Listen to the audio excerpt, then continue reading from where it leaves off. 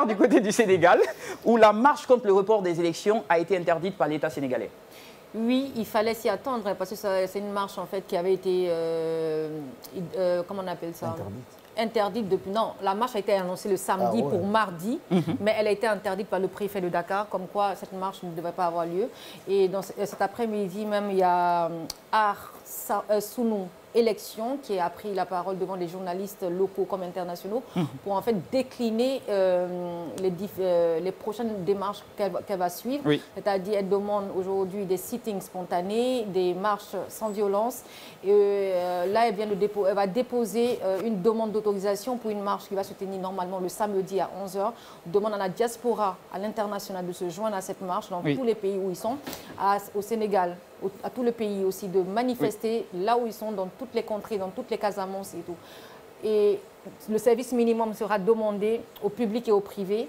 Et elle a demandé aussi au Conseil, à la Cour suprême et au Conseil constitutionnel de prendre ses responsabilités par rapport à ce report d'élection. D'ailleurs, le report qui avait été signifié par la préfecture de Dakar à cause de la circulation qui sera perturbée. Et vu que le mouvement voulait être dans la légalité, ils ont décidé de changer d'itinéraire, d'envoyer un nouveau courrier où ils vont faire leur marche. Mais Yacine, aujourd'hui encore, l'Internet a été suspendu du côté du Sénégal. Et on se souvient qu'en 2021 déjà, il y avait eu énormément de violences. En juin 2023, suite à la candidature ou pas de Macky Sall, il y avait eu encore des violences. Aujourd'hui, c'est quoi la voie à suivre? La voie à suivre, c'est de faire ce qu'ils font là. C'est de montrer leur ras-le-bol et de porter plainte. Vous savez, ce qui est difficile, c'est que moi, j'ai vu plus de 70 professeurs de droit au niveau de l'université de Cheikh Anta Diop et d'autres universités qui ont écrit pour fustiger ce que Macky Sall a fait avec des articles de leur constitution. Mais j'ai vu d'autres juristes récemment faire la même, une sortie, une contre-sortie, on peut dire ça, un contre-avis, en prenant des articles de la Constitution pour ressortir la légalité de l'acte posé par Macky.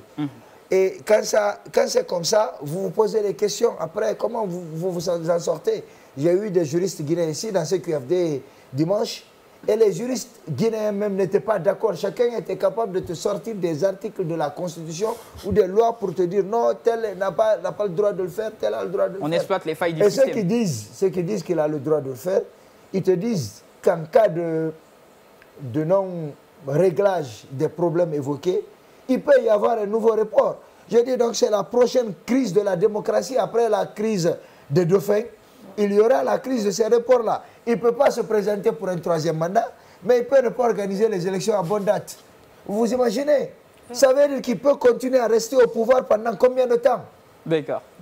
Et je vous garantis, cette crise qui se passe là, si c'était dans d'autres pays, avec d'autres armées, Macky ne serait plus président. D'accord, dans d'autres pays avec d'autres armées, Macky ne serait plus président. On espère en tout cas que ça va bien se dénouer. Il a rencontré Abdoulaye Wade, je pense qu'ils ont échangé et je pense que ça va donner quelque chose de nouveau, un vent nouveau. Lui-même s'est dit ouvert aux négociations et à ne pas laisser un pays dans le chaos.